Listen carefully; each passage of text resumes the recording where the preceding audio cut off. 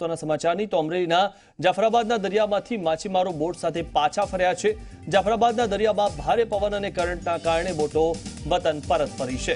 જાફરાબાદ બંદર પર આશરે 300 જેટલી બોટ પહોંચી છે।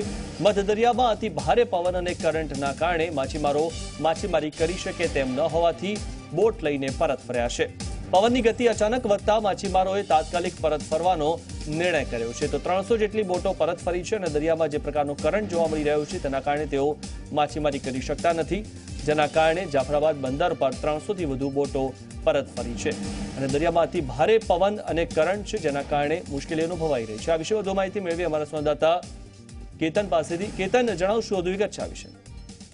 મિથુન, જણાવી દઉં કે જાફરાબાદના દરિયામાં ભારે પવન અને કરંટના લીધે 300 જેટલી બોટો જાફરાબાદ બંદરે પરત પહોંચી ગઈ છે। મધ્ય દરિયામાંથી ભારે પવન અને કરંટના લીધે માછીમારોએ માછીમારી કરી શકે તેમ નથી, આથી તેઓ પરત ફર્યા છે।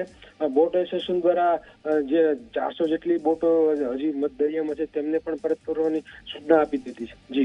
જી, આભાર કેતન, માહિતી આપવા બદલ। તો ભારે પવન અને કરંટના કારણે 300 જેટલી બોટ પરત ફરી છે।